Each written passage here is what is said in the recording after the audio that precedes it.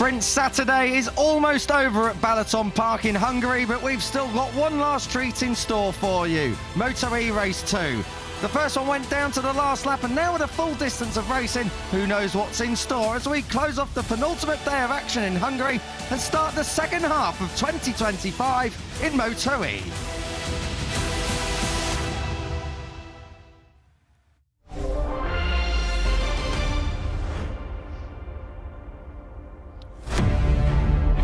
Thanks for staying with us. We promise you it will be worth it. And if you've missed the rest of the action and you're just joining from MotoE, welcome. It's great to have you on board. We've already had one MotoE race and now we're gearing up for race 2.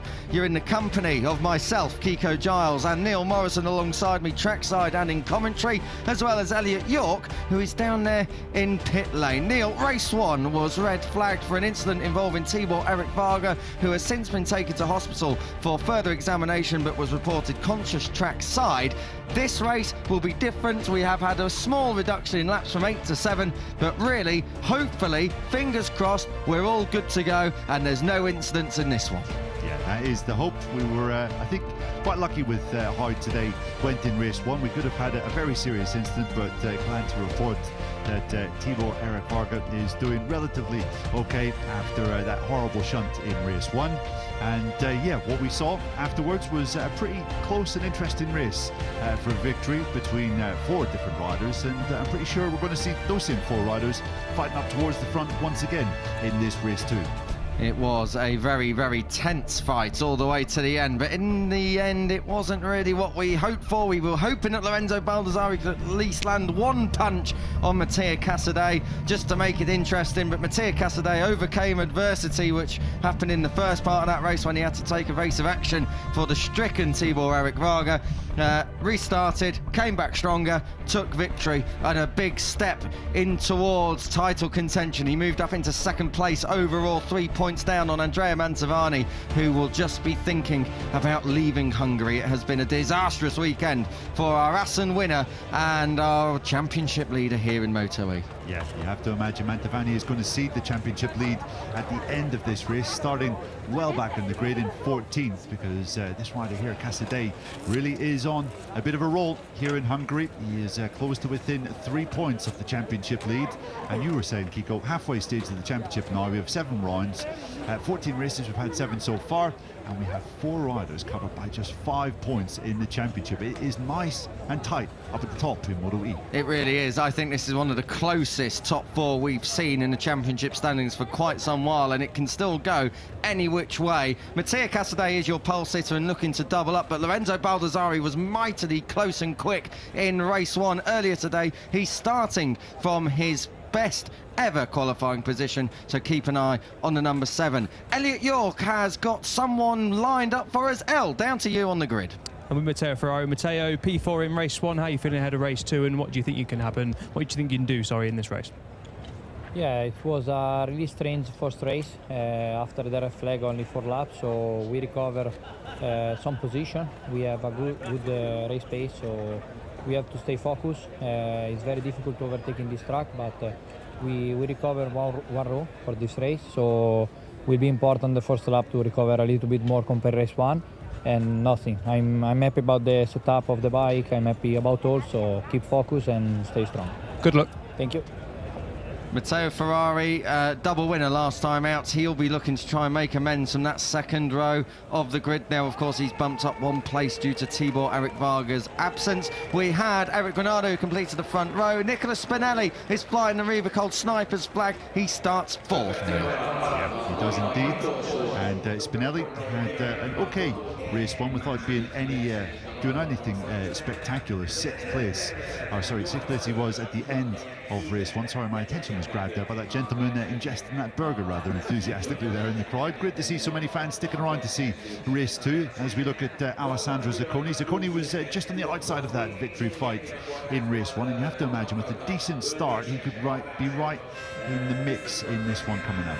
Indeed, Alessandro Zacconi is always right there or thereabouts. The thing for all of this grid is getting through turns 1 and 2 so cleanly. We have seen it so far that really this track can be tricky. MotoE managed it earlier. MotoGP, it was a different kettle of fish. So turns 1 and 2, they are a nightmare here, particularly if you're coming through the pack, Neil. That's something why qualifying was so important yesterday, and that's why Matteo Ferrari is one of the big winners, actually, of Tibor Eric Varga's absence on the grid, because he moves up from the 3rd row to the back of the 6th row. That's crucial.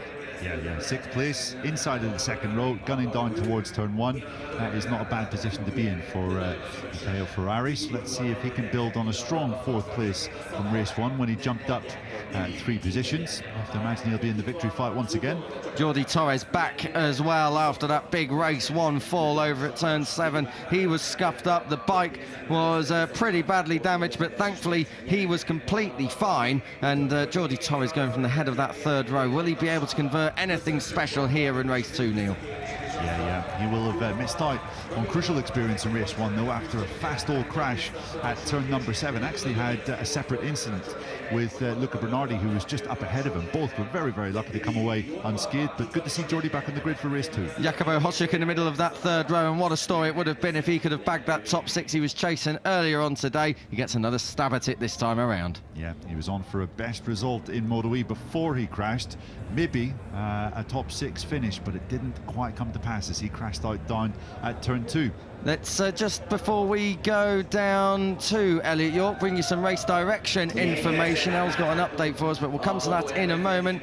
7 laps for this one. MotoE race 2. Mattia Casadei aiming to double up.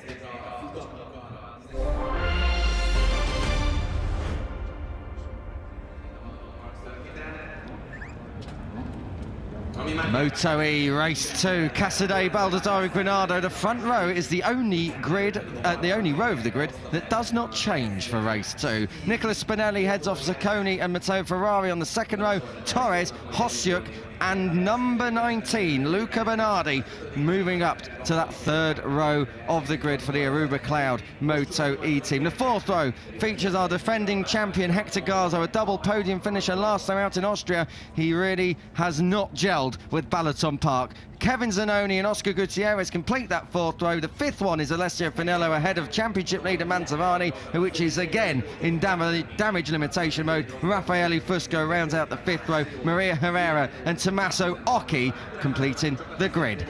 Just before we go green, Elliot York, what have you got? Yeah, just caught up with Jürgen Ling, the Dynavolt Intact GP team manager. Asked if any changes were made to Baldassarre's setup on the bike. He said no, he's feeling really, really good and confident for this one. So with that, he's going to be my pick for race 2 winner. Gents, over to you. Well, we didn't actually ask for a prediction. I'm not sure that one's going to count, unfortunately, for Elliot York. You've got to be asked first, but we'll allow it to slide away this one time.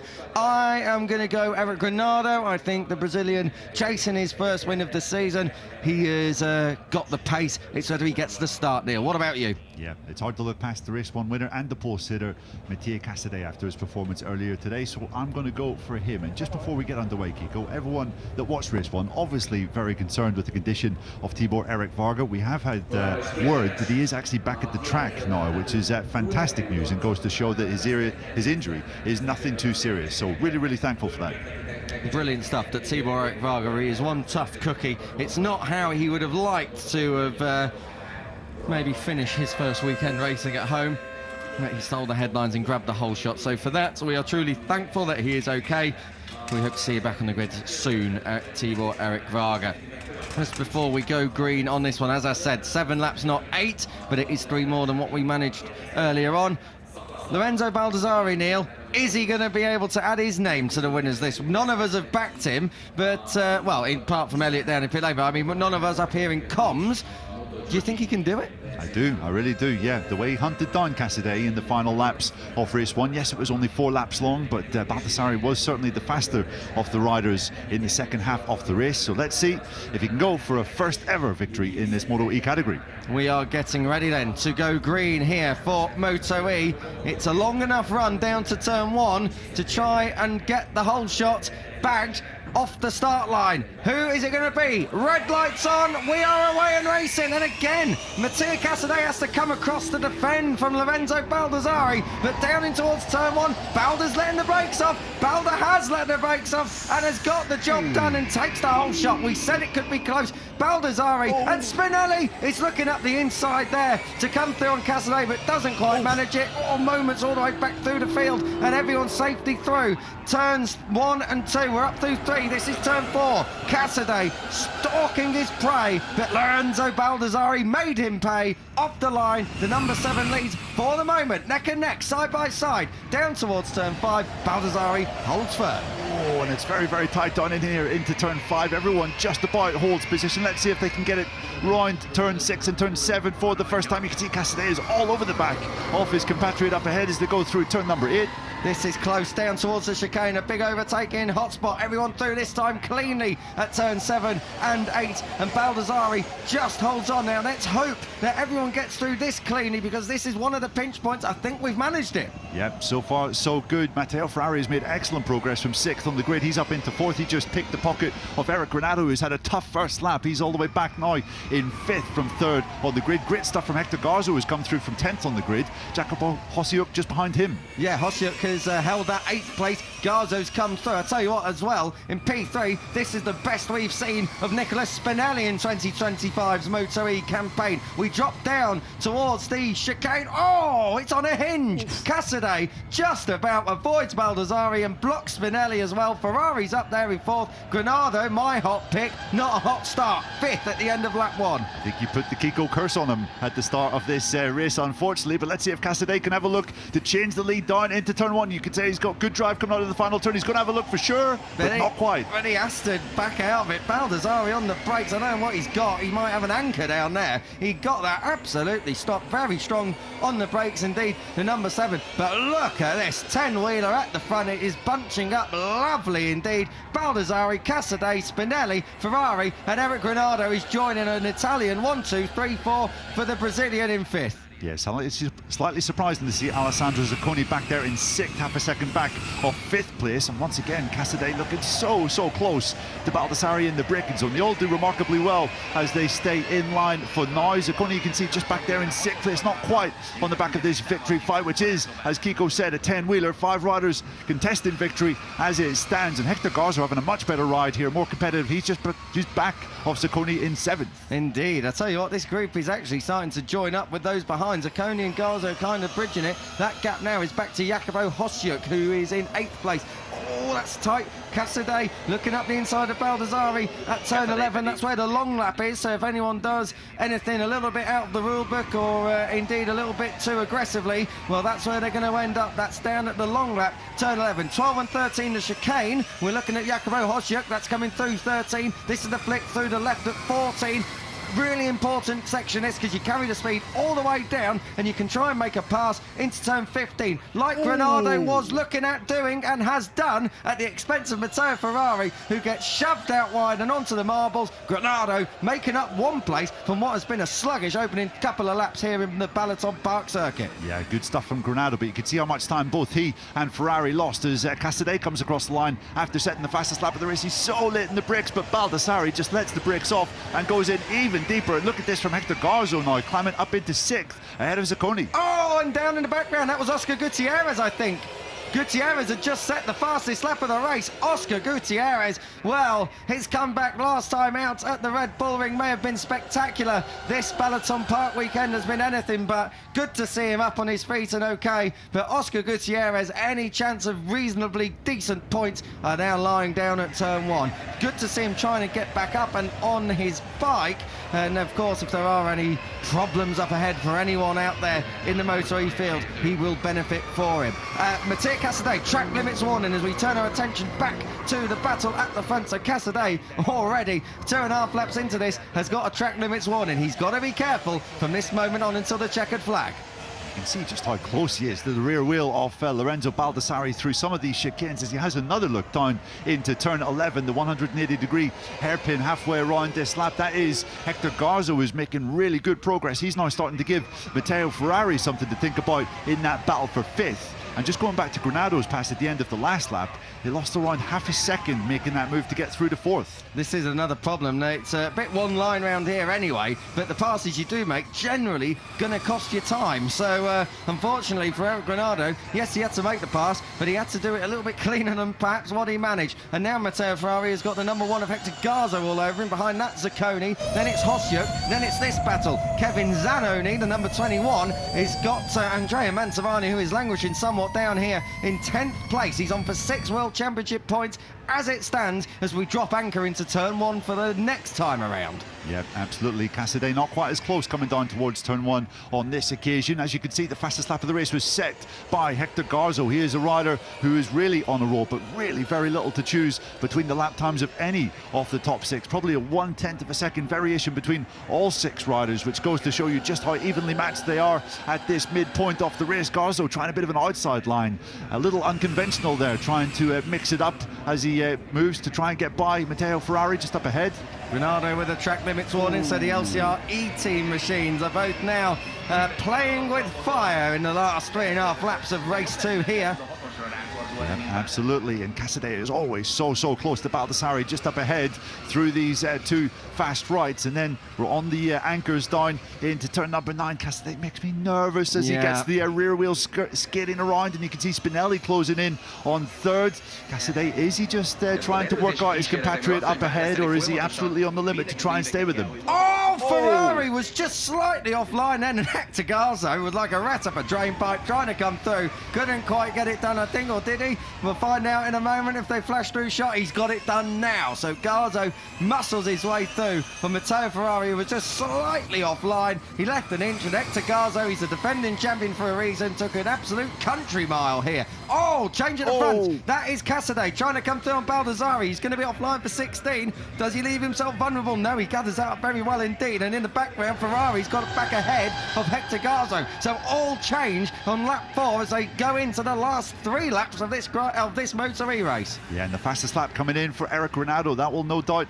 have helped him, the change of lead up front, because it's bunched Spinelli up onto the rear wheel of Baldassarri in 3rd, and Granado now has got less than 4/10 of a second. You would say he's right with Spinelli just behind. Suddenly, the Brazilian is right back in the mix. You get the impression that perhaps Lorenzo Baldassarri was just bunching this pack up a little bit, and Matteo Cassidy has decided to go for it and try and stretch these front 4 riders out a little bit. If Baldassarri wants a realistic chance of striking back, it has to be soon. He has to stop Matteo Cassidy's flow, and that's going to be a problem when there's a 29 Riva Colt Snipers machine bouncing up the inside at turn 5. Good move from Nicolas Spinelli, who now has his target set on Cassidy, your leader. Baldassarri, bit of a moment coming through 7. This is the kink at 8, and Eric Granado, well, he's not going to pull a punch coming through on the rookie number 7 Baldassarri, but down into the chicane at 9 and 10 this time around, it's all the status quo. Yep. Baldassarri suddenly on the ropes. He might be on the defensive soon with Eric Granado just behind. Just a reminder that yesterday in practice, Matteo Cassidy was 6/10 of a second faster than anyone else in the practice session for this MotoE category, which goes to show that when he put the hammer down, he really did have a bit of an edge over everyone else in this field.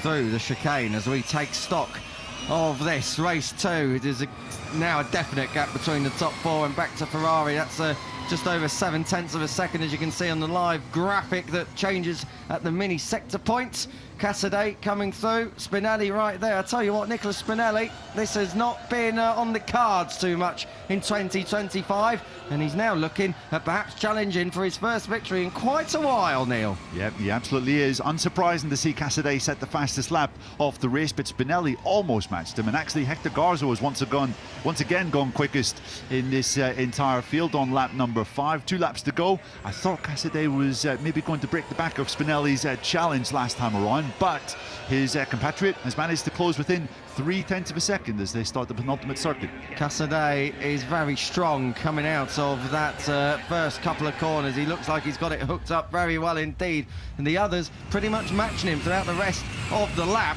But the thing is that they're giving themselves a little bit too much work to do. We've seen Spinelli up and strong at turn 5 before. That's where he made the move on Baldassarri. I held my breath just for a moment there. He did manage to get it gathered up and close in a little bit on Matteo Cassidy, but not enough. Yeah, the two riders that are really on a charge are Matteo Ferrari and Hector Garza. They're about 2 to 3 seconds, or 2 to 3/10 of a second faster than the leaders at this current time, but I think they're just going to run out of time in their push to make a late play for the podium here. Unless Baldassarri continues to fade and him and Granado have any kinds of run-ins here, it looks like the top two are starting to break away as well. Casadei and Spinelli are going away. Half a second now is the gap between both of them, and then it's Lorenzo Baldassarri as we take a look back through the pack. The top 8 all in shot, and I can tell you Andrea Mantovani, championship leader coming into this one, has now got ahead of Zanoni, and the number 9 is in P9. Oh, Spinelli makes me nervous under braking. He's got that thing crossed up, but it seems to be working for him for the moment. Coming through 17 then for the penultimate time, and then we will start the last lap here at Balaton Park in Hungary, and we will have the last lap decider in race 2 in MotoE. It's side by side for P4. Matteo Ferrari is going to make an attack here on Eric Granado. He left it late, he's managed to get it done. Eric Granado's got no response there, so now Ferrari just one place away from Lorenzo Baldassarri and a podium position. Yeah, all of the top 6 just set personal best lap times the last time around, so they are just getting faster and faster as this race progresses. Ferrari making a late play for the podium here, but I do think Spinelli is the only rider that can influence Mattia Casadei, and whether he wins the race. Casadei has a nice healthy 4/10 of a second advantage as they break down into turn number 5. Ferrari has got that job done, or has he's run wide. Baldassarri is going to ride round him at turn 6, so Balda gets those big lanky elbows out and is starting to rub them up against the number 11 on that Filo Grassini machine. So there's a big old fight going on for P3. Ferrari, second time of asking, into the chicane. Garzo's making one way, getting ahead of Granado. Oh, that was tight. I think Garza had a moment there, and Granado had to roll out of it, and that has cost Granado big time because Zacconi's come through. Yeah, nightmare stuff from Granado, who goes all the way back to this, the back of this group. Meanwhile, up front, and Casadei now has a half-second advantage up ahead of Spinelli. He just needs to keep it nice and clean through this last half a lap, and victory. First double victory of the season will be his. It is going to be Mattia Casadei, surely, unless he makes a big error. He has made last lap errors before, but not normally this late on. Through 15 and turn 16, one more to negotiate. It is going to be Mattia Casadei who is going to double up at Balaton Park, and with that take the championship lead. Casadei takes it ahead of Nicola Spinelli, who takes a 10th career podium, and Matteo Ferrari, what a fight back. P3 for our double winner from Austria. Lorenzo Baldassarri usurped back to 4th, just one place ahead of the number 1 of Garzo. Zacconi, Granado somewhat luckless in 7th, Hosjuk 8th, and a career best result there. 9th place goes to Andrea Mantovani, who is relinquishing his championship lead. Kevin Zanoni completes the top 10, but a flawless ride for Mattia Casadei, who struck at the right moment and has stuck it onto the top step of the rostrum. Yeah, brilliant stuff from Casadei. That is what, his 3rd victory of the year, the only rider in MotoE in 2025 that has won that many races. In fact, the only rider, apart from Matteo Ferrari, who's won more than one. So super stuff from Casadei, and from the depths of despair in race 1 in Austria when he crashed out of victory contention, he has bounced back in really fine style here in Hungary to not just take double victory, but as you said, Kiko, to retake the championship lead when it was looking fairly bleak for him just run round to go. So brilliant stuff from Casadei, and he controlled that race to absolute perfection. Sat behind Baldassarri, watched where he was strong, where he was weak, made his attack, and then managed to stretch the field apart in the final couple of laps. Good to see as well Nicola Spinelli back on the podium, and that is going to give the Rivacol Snipers MotoE team something to smile about. It's been a very difficult day for them, of course, with Tibor Erik Varga crashing out of his home round and not taking part in race 2, but Nicola Spinelli's return to the rostrum has a big meaning for it here today. Yeah, it really is good to see Spinelli back on the box. He was looking like a champion and waiting at certain points last year before his form completely deserted him in the second half of the season, but that was a lot more like the Nicola Spinelli that won 3 of the first 4 MotoE races in 2024. And yeah, the way he disposed with Lorenzo Baldassarri and put some really nice, aggressive but clean moves on some of his compatriots was quite impressive. Here was the move for third on that final lap. Lovely stuff from Ferrari down into turn 5. Yeah, and he had to work hard for it though after this, didn't he? Baldassarri was never ever going to give that one up, and this was the actual P3 winning overtake. Ferrari up the inside and gets the job done. Lovely. Was one liquid moly machine goes backwards, the other one is coming forwards because Garzo makes his move up into P5 as well, and let's see exactly what happened. Oh, I think Garzo actually just had a moment on his own and Granado had nowhere to go there. That was the battle for 5th, but they couldn't get anywhere near the 40 of Casadei up front, could they? Yeah, I don't know how Granado managed to stay up, because it looked as though Garzo just had to check a little bit with the riders up ahead slowing after Ferrari's pass, and in turn he had to slow, which caused Granado to pick up. Somehow they all made it through. I'm glad to say that that top 7, just covered by 3 seconds at the checkered flag, all made it home. So fantastic stuff, and what a day for Italy it has been here in MotoE. First, second, third, fourth and 6th. 5 riders in the top 6, Kiko, is not bad going, I would say. It's not bad going at all, and you look at the championship standings, the top 6 there are all Italians: Casadei, Baldassarri, Mantovani, Zacconi, Ferrari and Spinelli, and then Zanoni is 9th and Finello 14th. Luca Bernardi is actually San Marini, so he doesn't quite count, but he is just ahead of Fusco and Occhi. But we'll give you a full rundown of the championship and all of the stories that are evolving there. I think Mattia Casadei, he's had plenty of pace in 2025. He is the favourite coming into this season for a reason, and now he will have a 14-point advantage going to the next round, and it's only a couple of weeks away. Yeah, it really is. It is so crucial to strike when the iron is hot in MotoE, especially at this point in the season where the races will start coming thick and fast. As we mentioned last week, 4 races, 4 rounds in 5 weeks, and if you can time your momentum swing to perfection, you really could go on a run that might see you break clear of your rivals. We've yet to see any rider stamp their authority on the MotoE World Championship so far this year, but Mattia Casadei might be threatening to do it going towards Catalunya in 2 weeks' time. 14 points is not an insurmountable margin, but it is one that when the rider behind you has yet to win his first race in MotoE, the next one behind is in bad form over the last couple of rounds. That's Mantovani. Alessandro Zacconi likewise. Matteo Ferrari is the big threat, but he's on 94 points. That's a difference of 22, if I am doing maths correctly. Beautiful mental arithmetics just there, Kiko. Very impressive stuff. Get me on countdown. In fact, park that for a moment. Elliot York is down there with P3. Matteo Ferrari, what a comeback. Matteo, what a last lap that was. 2 riders in one and on the podium after just missing out in race 1. After that double win in Austria, you must be feeling pretty good right now. Yeah, I'm feeling good with bike. At the beginning of the race, I don't know why, but it was difficult for me to push like in the last 3 laps. After some contact, I said, okay, I have to do something different. I take some jolly, you know, but I recover. I did a podium. We did a podium. So when you fight like this, you enjoy a lot. And thanks to my team, because yesterday we did a mistake together. From myself, a little crash, and you know, we recovered a little bit on the qualifying, but today we did a great job. So thank you so much. Great job, well done. Thank you. Ciao, ciao. Great job indeed for Matteo Ferrari, picking up his 3rd podium of the season, and more importantly, his 3rd podium in 4 races after a disastrous start to the year. He really is coming back into form and into championship contention, up to 5th now in the series, and really not a million miles away from the top. He's still within a race win's worth of points, Neil, and we've seen in MotoE this year that is really all that matters, because mistakes have been being made. But what a podium it is.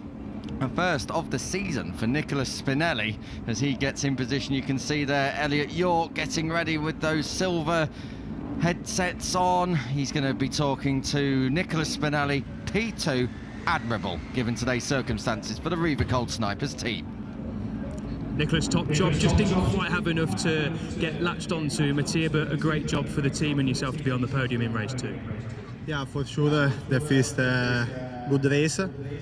Just the start, I have problem with this tire, I don't have grip in the front, but in this race I want to push. It's possible to push in the front, and it's the first race I go to podium in 2025. It's a great result. Thank you for the team because me do a great bike, and for sure we are in the job for the next race. Congratulations. Thank you. Good stuff from Nicola Spinelli, and it just goes to show, Neil, that neutral territory and a new ground can bring those kind of results that we've hoped for and that Nicola Spinelli, quite frankly, needed. Yep, absolutely. It took a little bit of adaptation coming from Tech 3 team last year, moving across to Snipers, who are new to MotoE in 2025. That was always going to take a little bit of time for their project to cut up to speed, but Spinelli back and looking close to his best, but it wasn't enough to beat his compatriot Mattia Casadei on the top spot of the podium for the second time today, and he's in Park Fermé with Elle. Mattia, pole position, race 1 victory and race 2 victory, a perfect weekend here at Balaton Park and the championship lead. Talk us through that battle and the race 2 win. I'm very happy. I enjoy a lot this weekend. After the contact in race 1, I'm happy because I see that Varga is good, and I push a lot in the second race for try to keep another victory, and we do. It's a special day. I'm very happy. I want to dedicate this weekend to all my team because believe in me a lot and push me to do my best, and I enjoy a lot. Congratulations, enjoy it. Thank you.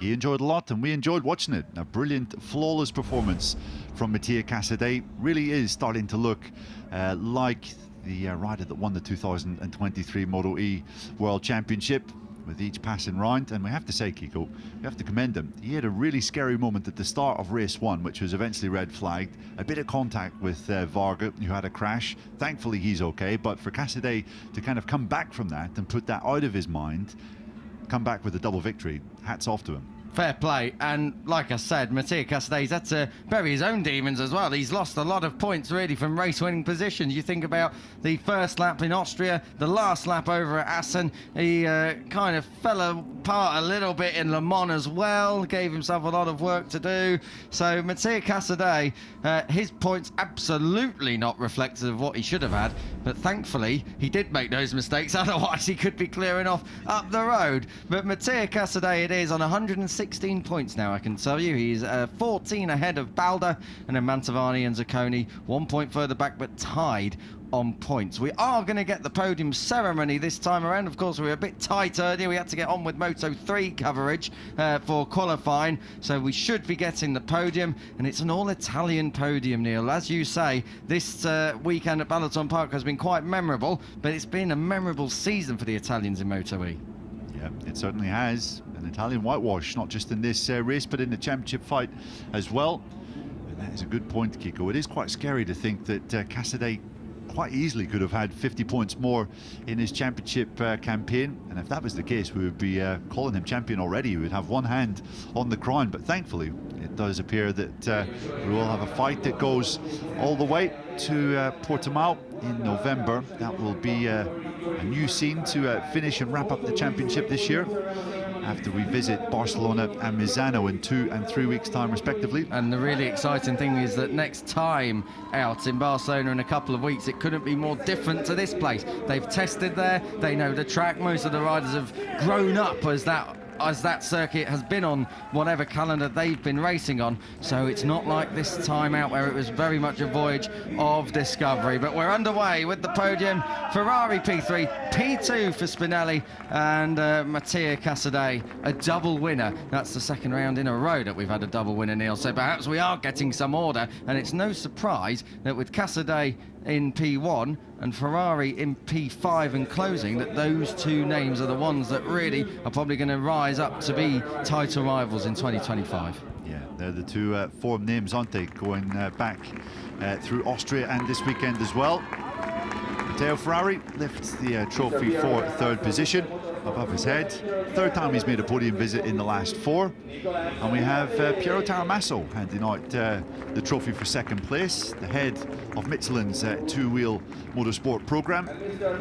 We all like Piero, good guy, and handing the trophy for second place to Nicola Spinelli. I can tell you that the Michelin man on the right-hand side, that's not me. I know what you were thinking, you lot at home. How can he be in 2 places at once? Oh, I'm that big, you know. Definitely a face for commentary. We're going to get the Italian national anthem. All 3 of them can claim this one, and Ducati, of course, but it is for the race winner.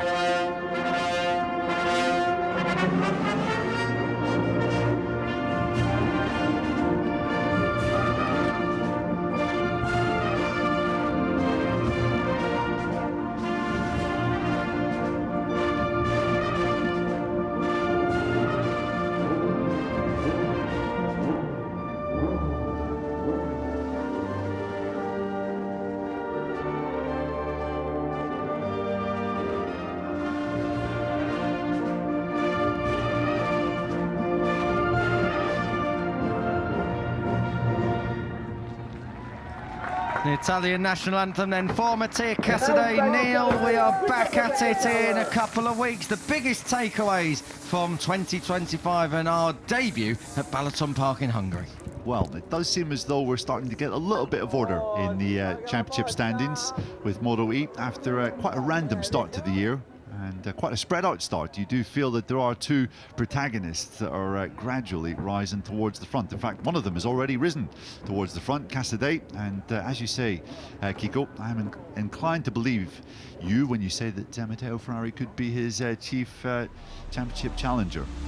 We'll have to wait and see next time out. A couple of weeks away, the 5th to the 7th of September for the Catalan Grand Prix.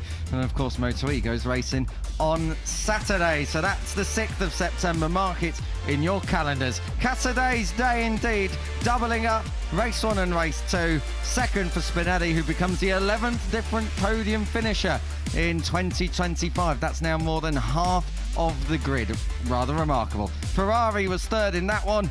4th going to Balda. Garzo, your reigning champion, a weekend off the podium, but a solid 5th and a solid fight back, particularly in race 2. Our last point scorer today in race 2, Maria Herrera, adding 1 to her tally.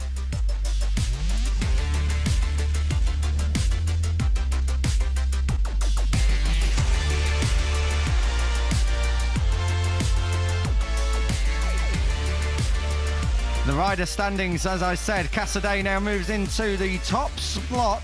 He is 14 ahead of Lorenzo Baldassarri, who moves up 2. Andrea Mantovani was a brief championship leader. He's got that work to do again. 15 points back and tied with Alessandro Zacconi. It's an Italian 1, 2, 3, 4, 5 and 6, as I said. Ferrari and Spinelli next up. Defending champion Garzo in 7th with work to do. Torres and Onin Granado your top 10. And hopefully Tibor Varga in 13th place can challenge for that top 10 when he's back on track. Team standings, the Dynavolt Intact GP squad are still leading the way, but this time it's only by a point. That double victory today from LCRE teams Mattia Casadei has thrown them right into contention.